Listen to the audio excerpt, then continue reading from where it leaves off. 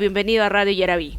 Muy agradecido, muy amables por la atención y qué bueno que nos podamos encontrar para analizar algunos temas de actualidad. Justamente el presidente del Poder Judicial, Javier Arévalo, ha cuestionado a los jueces Yaraví, que dejan en libertad a delincuentes, incluso ciudadanos extranjeros que hacen de las suyas aquí operando en nuestro país. Correcto. A ver, en principio es lamentable que se puedan dar libertades, ¿no?, comparecencias en casos donde se están verificando temas de banda criminal o criminalidad organizada, etcétera, ¿no? Qué duda cabe que todos, la ciudadanía en la actualidad está en zozobra, matan policías, amenazan de manera cobarde a los generales líderes de la lucha contra la delincuencia, como es el caso de Wanda del Valle, ¿no? El caso de Wanda del Valle, etcétera. Sin embargo, también es correcto admitir de que no basta para la lucha contra las bandas criminales y la criminalidad organizada un mero voluntarismo o un querer. Y resulta ser que estamos en un Estado democrático de derecho. Y resulta ser que los jueces tienen que respetar la Constitución.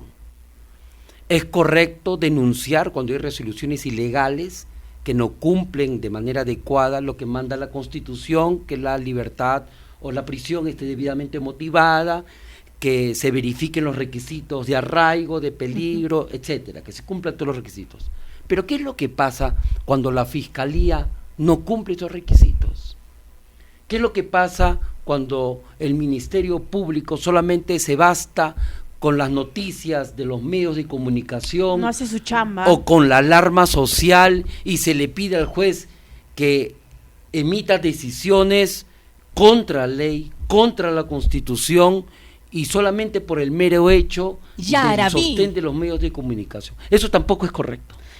Sí, lo que usted nos está comentando es un caso, bueno, es un hecho de que no solamente se presenta con notas nacionales, sino aquí en el ámbito local hemos visto salir a feminicidas que tenían aparentemente todas las pruebas, pero por que estas pruebas no han sido bien recopiladas por el Ministerio Público, han salido en libertad. O el Ministerio Público, ya que estamos hablando de la delincuencia esta mañana, bastante lo estamos haciendo en Radio Yaraví, porque le comento que esta semana lamentablemente se han presentado hasta 3 casos de posible sicariato. Esta semana, entre el lunes, domingo, martes, jueves, me parece, y el miércoles también, y robos que se están incrementando totalmente, pero este año 2023 hemos tenido también un caso escandaloso con el Ministerio Público. La policía detuvo toda una banda de delincuentes, los gárgolas de la noche, así se denominaban. Estos delincuentes habían llevado todo, ya se habían sacado todos los artefactos de la casa y estaban en su vehículo, ya con todo listo para partir, y es allí donde logra intervenir la policía. Atrapa a estos delincuentes con la mano en la masa, delincuentes atrapados, interviene el Ministerio Público, pero a las horas se conoce que los delincuentes salieron en libertad. Total. ¿Pero por qué salieron en libertad? La justificación del Ministerio Público, que no había presentado bien la denuncia y que por su mal actuar habían salido en libertad. Lo que ha dicho el Ministerio Público es que, bueno, estos delincuentes no se les podía retener más tiempo porque no terminaron de robar. Como no usaron el televisor en su beneficio o no sacaron una ganancia de ese televisor, no lo terminaron de robar, entonces en libertad. Y esto genera pues indignación y además una ola de impunidad. O sea, los delincuentes roban y no les pasa nada porque hay un pésimo trabajo del Ministerio Público, pero también en parte del Poder Judicial, pero ahí estamos hablando ahora del Ministerio Público, ¿no? Absolutamente. Y entonces no vamos a discutir, y creo que compartimos todos la sensación de injusticia, la sensación de inseguridad, la sensación de que no están haciendo bien su labor. Pero todos nosotros hemos hecho un pacto social mayor, y ese pacto social se ve reflejado en la Constitución. Y la Constitución, ¿qué es lo que nos dice? ¿Quiénes son los que nombran a los jueces? hay unos jueces que están haciendo mal su trabajo. ¿Quién los nombra? ¿Quién los controla? ¿Quién tiene la labor de cargar bien la prueba y de requerir de manera adecuada para que vayan a prisión? ¿O es que el juzgado va a hacer el trabajo del fiscal y el fiscal va a hacer el trabajo de la Junta Nacional de Justicia?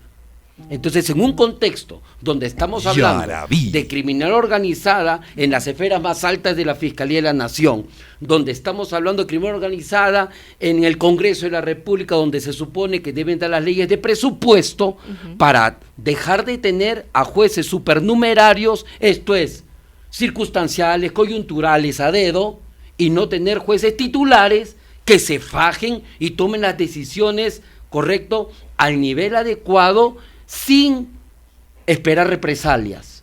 ¿A quién le conviene tener una justicia así, con total inestabilidad? De tal manera que hay que poner las cosas en su sitio y hay que exigir a las autoridades lo que le corresponda a cada quien y a cada cual.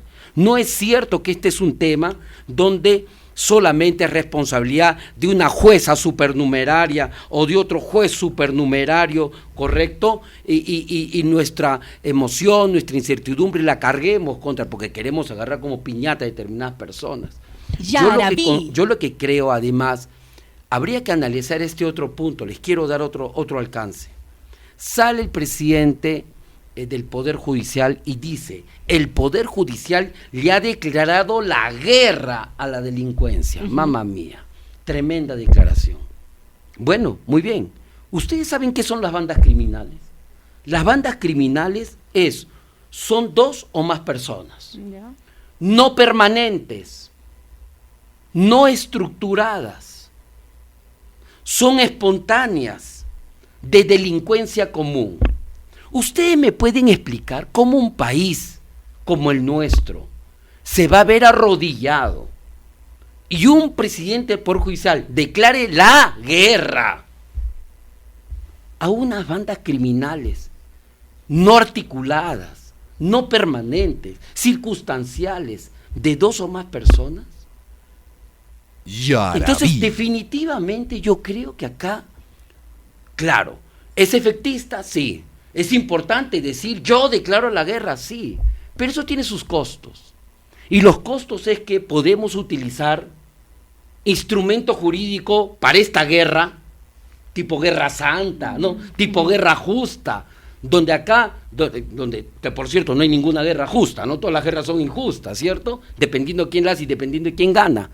Yo lo que pienso es de que acá hay mucho tema político y acá hay mucho tema mediático que quiere pues el presidente de la Corte. Obviamente, si hay 2 jueces que están liberando a las personas, él quiere decir, por acá no es el problema, ¿no? O en todo caso sancionen a tales personas, pero que acá estamos en plena guerra contra la delincuencia. No es posible que al Estado peruano lo arrodille y tengamos que estructurarnos en una mente guerra por unas bandas criminales. Yo lo que considero más bien es que había unos jueces que no han hecho bien su labor. ¿Y quién liberado? Había unos fiscales que no han hecho bien su labor y que no tienen que hacer tanto aspaviento ni a todos involucrarnos en una supuesta guerra santa para atender bien en su casa. Y lo que tienen que hacer, correcto, es definir bien las cosas. Porque el Poder Legislativo tiene que dar el presupuesto, correcto. El Ministerio Público tiene que hacer bien su trabajo. No es posible que se apañe a través de los medios de comunicación o a través de la alarma social para ver de que ya no complete más su trabajo. Tiene que cumplir requisitos. Si uno dice la persona no tiene arraigo domiciliario, no basta con decir simplemente es venezolano. Porque si no, ¿qué es lo que pasa cuando cerramos nuestras fronteras? Yo estoy absolutamente en desacuerdo con respecto a esta criminalidad extranjera que viene a hacer las cosas acá en nuestro país. Estamos todos en desacuerdo, pero cuidado que convertamos una justicia xenófoba. Cuidado que convertamos nuestra justicia xenófoba. Y qué bueno sería que se trate de esta manera también a nuestros delincuentes peruanos, que no sea solamente porque son venezolanos, de tal manera que la lucha que tiene que hacer un presidente del Poder Judicial es una lucha por la justicia, porque es el presidente del Poder Judicial. Y con este pronunciamiento que daba el día viernes, ¿qué es lo que busca entonces el presidente del Poder Judicial desde su perspectiva, por ejemplo? Yo creo que lo que está haciendo es una función política. Está haciendo una función política porque él, al declarar la guerra a la delincuencia, lo que está haciendo es decir, miren a otro lado, no me miren a mí, mis jueces que los han liberado, supernumerarios, correcto, con todas las situaciones, correcto. Yo creo que más bien hay que juntarnos porque el problema es de todos. Quizás le estamos echando la pelota a algunos otros organismos. Lo único que digo es que varios tenemos responsabilidades, pero también los del Poder Judicial, ¿no? Y también los de la Policía Nacional. Es cierto, cumplen con su labor, capturan, los traen, los articulan, etcétera. Pero si es que cometen excesos la Policía Nacional, si es que hay sembrado de pruebas, si es que hay solamente por dicho, sin sustento, sin corroboración, si solamente es esa situación de que somos efectistas en el trabajo, ¿a quién le compete proteger las libertades de las personas? ¿A quién le compete respetarse los derechos ciudadanos de las personas si no es un juez que verifique que las incautaciones, los allanamientos, las interceptaciones telefónicas, correcto, los embargos hayan sido llevados con respeto a la ley? Con un debido proceso. Porque si dejamos que estas cosas, porque son extranjeros, porque son mediáticos, porque esto se permita a los jueces, correcto, permitir cosas que están fuera de ley e inconstitucionales, luego, ¿contra quiénes va a suceder? Contra nosotros mismos. Claro, incluso hace algunas semanas, hace algunos meses, el presidente del Poder Judicial, Javier Arévalo, aunque luego lo negó, señalaba de que se debería tener algunas experiencias o recoger algunas experiencias a nivel internacional, ¿no? Como lo que ocurre, por ejemplo, en El Salvador, con Nayib Bukele.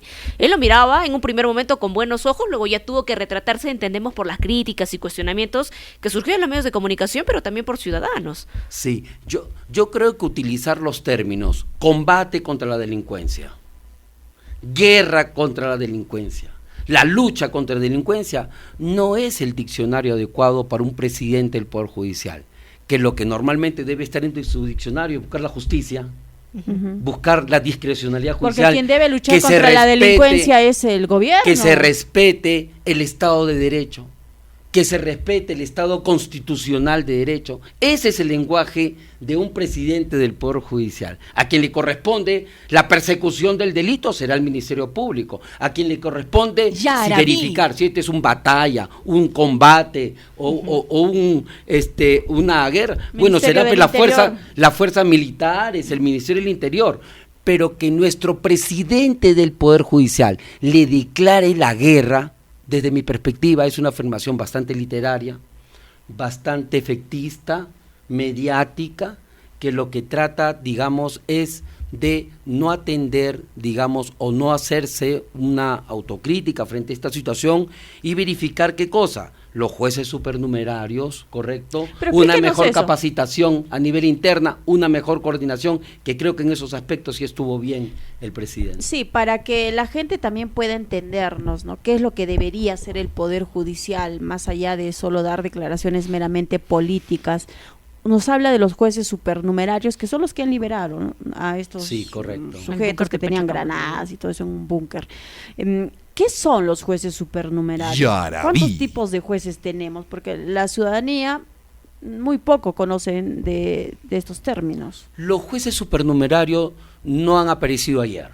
Los jueces supernumerarios normalmente en épocas ya desde el gobierno de Alan García, desde una perspectiva histórica, han existido porque lo que se quería a propósito de los sistemas judiciales es un sistema de jueces no titulares.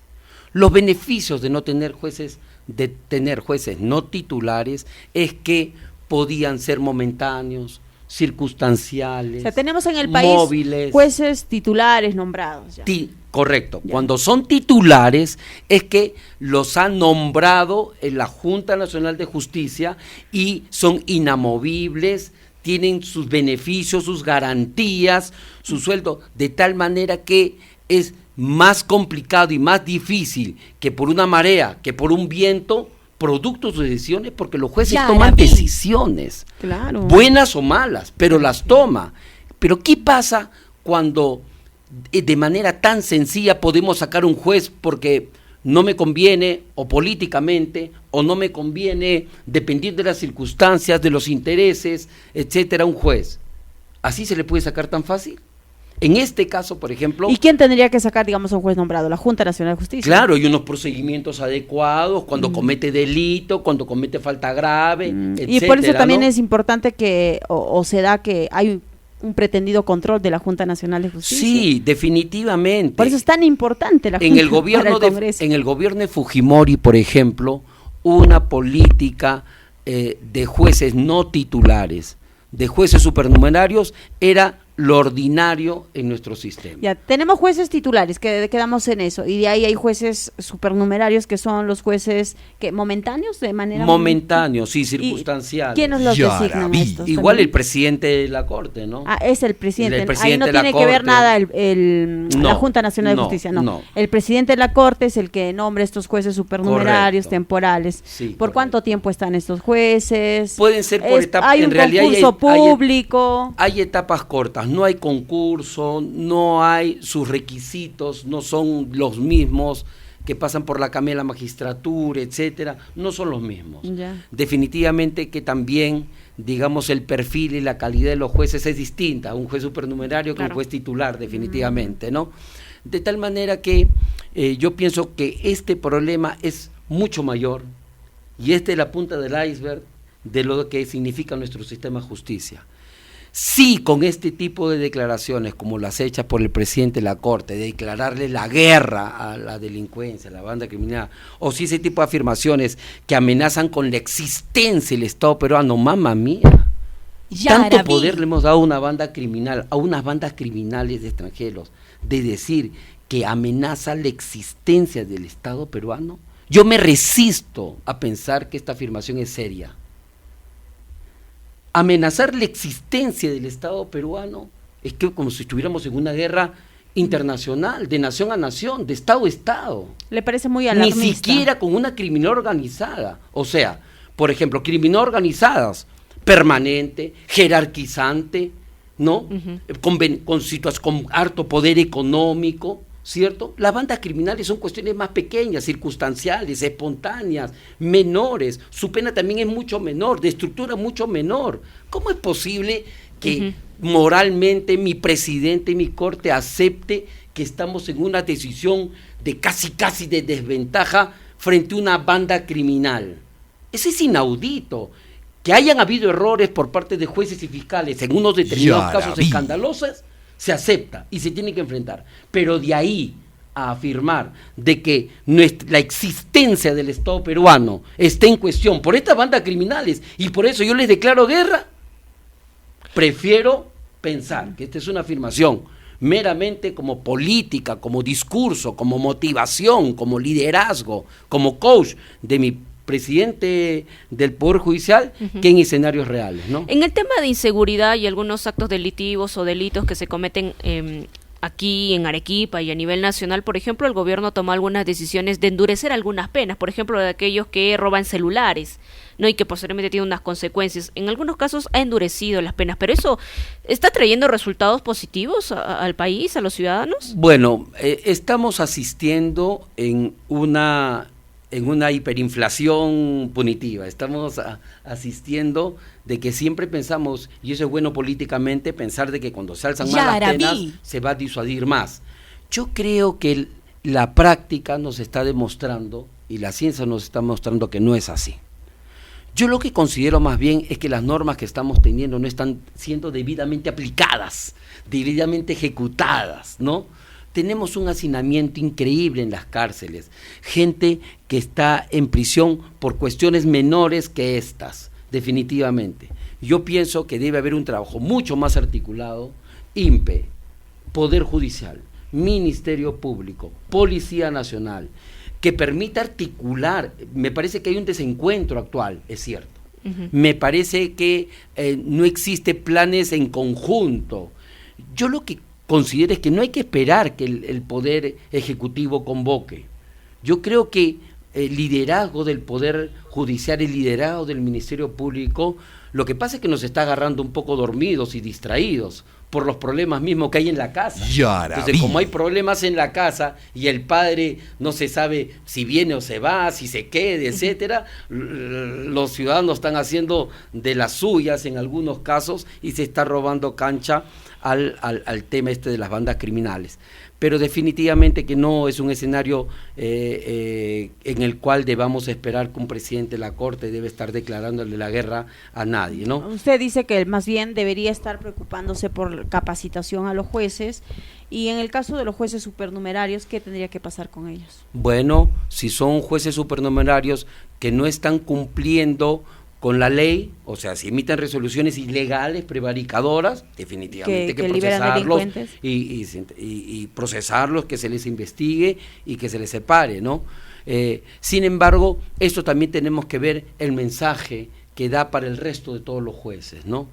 Que hay jueces que por evidentes razones de no existir elementos de prueba, evidentes razones de que todo lo que se decía luego a nivel del juicio no existe y lo tienes que absolver, en esos casos tú no puedes decir que lo suspendan a tal juez o que lo saquen a tal juez. ¿Usted ha revisado este caso? Por estar haciendo su trabajo, ¿cierto? ¿Usted ha revisado el caso de los detenidos del búnker de Pachacamac? Sí, correcto. Ya, bueno, entonces, lo que todos lo sabemos. En este caso, el Ministerio Público, lo que han hecho los jueces de liberar a estos sujetos, desde su punto de vista, ¿está bien? ¿Está mal? ¿Qué ha fallado allí? ¿Qué ha fallado? Porque usted dice, y eso ocurre, ¿no? Los jueces toman decisiones, pero no se basan en lo que dicen los medios de comunicación, sino se basan en la carpeta fiscal, en las pruebas, en los indicios, y para eso, para que un juez tome una decisión, el fiscal tuvo que hacer bien su trabajo, su chamba, ¿no? De recopilar pruebas, indicios, pruebas. Pero si solo se basa en declaraciones periodísticas, el juez igual, ¿qué decisión debería tomar? A ver, por ejemplo, les pongo algunos ejemplos, ¿ya? Por ejemplo, decir que una persona es extranjera y por eso la meto a prisión, creo que nadie puede sostener ese argumento. ¿Estamos? No, definitivamente, está mal, ¿cierto? Sí. O sea, que si es nacional, lo libero. Y si es extranjero, lo meto preso. Sea venezolano, uruguayo, norteamericano, quien sea. ¿Por qué hago este ejemplo? Porque lastimosamente cuando el presidente Bush declaró la guerra contra el crimen internacional islámico, del Al-Qaeda y toda esta situación, bueno, pues se dieron políticas, el legislativo también intervino y se dieron políticas donde en la práctica la mayoría de los presos, ¿quiénes eran? Islámicos, musulmanes y árabes.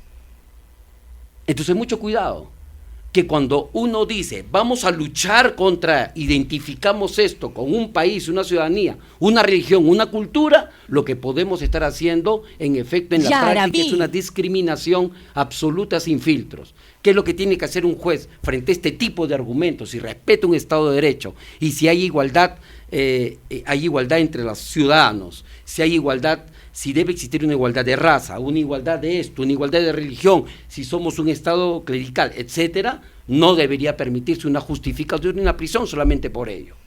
Y a propósito de eso vamos descendiendo. ¿Tienen arraigos domiciliarios?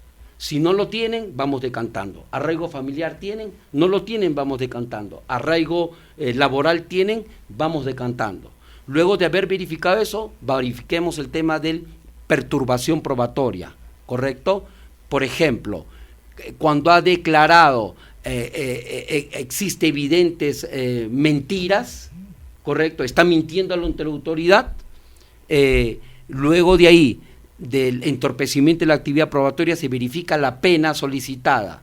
En la pena, ¿todos están con armas o hay algunos sin armas? O porque en un local, en una discoteca se encuentra arma, decimos que los 50 están armados.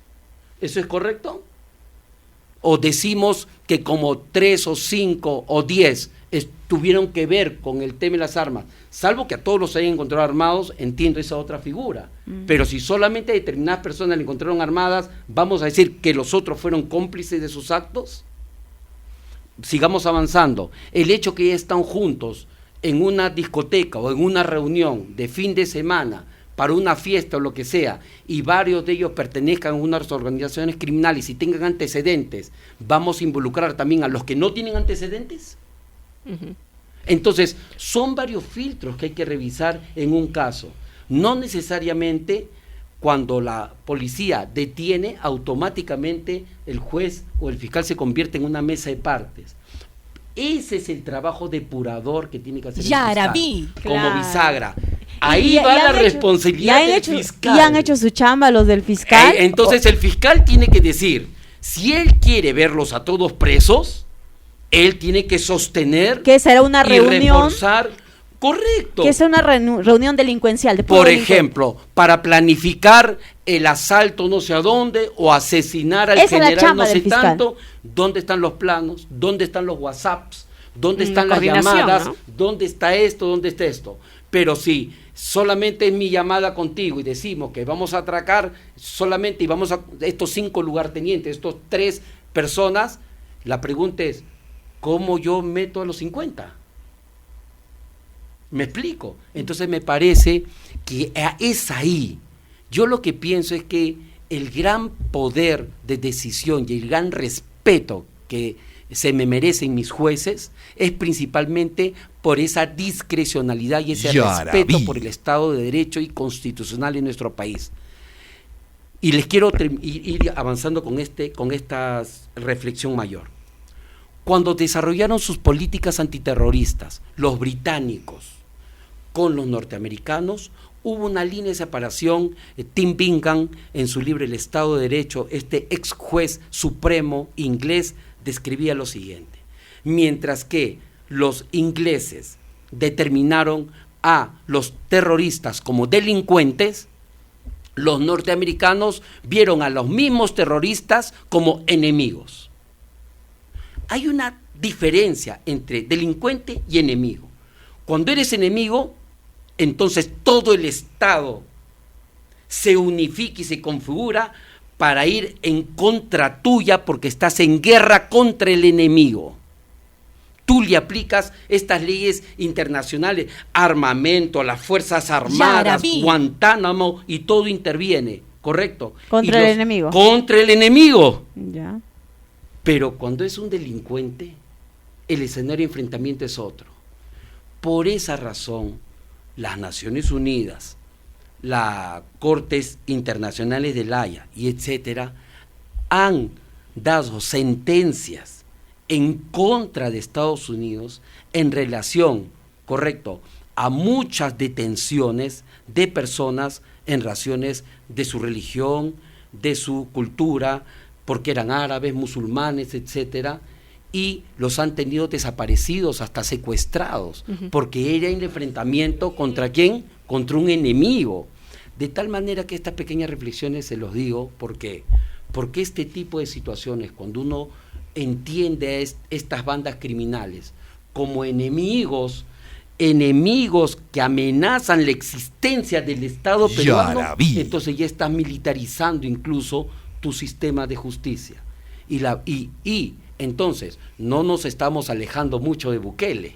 Entonces en la práctica y en el lenguaje no nos estamos alejando mucho de Bukele. ¿Estas declaraciones del presidente del Poder Judicial pueden afectar en el momento de la toma de decisiones de los jueces? ¿Se sentirán más presionados? Definitivamente, ¿no? Yo creo que... Y los jueces, con la intención de estar en línea a la posición del Estado, van a tomar decisiones que no necesariamente se van a ajustar al debido proceso. Yo creo que existe en nuestro sistema judicial un alto nivel de civilidad. Yo creo que nuestros jueces saben sus funciones constitucionales, y su función constitucional de un juez que respeta la Constitución es administrar justicia.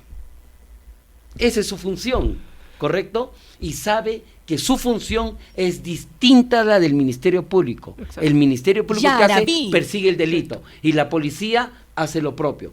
No puede pedírselo al juez que cumpla la función de la policía, ni a la policía hacer de jueces. Si cada uno colocamos en su sitio y cada uno cumple su función, ya bastante estamos haciendo para la lucha contra la criminalidad organizada y contra las bandas criminales. Y esperemos que sea así, ¿no? Para la tranquilidad de la ciudadanía, la tranquilidad de la población, que por el momento se muestra muy preocupada por la inseguridad, pero también por la determinación finalmente de los operadores de justicia, del Poder Judicial o del Ministerio Público. Doctor Ugaz, muchas gracias por estar aquí en los estudios de Radio Yaraví. De seguro nos vamos a ver en una próxima oportunidad o conversar en una próxima oportunidad sobre estos temas definitivamente. Muy agradecido por la invitación. Muy buenos días. Gracias a todos.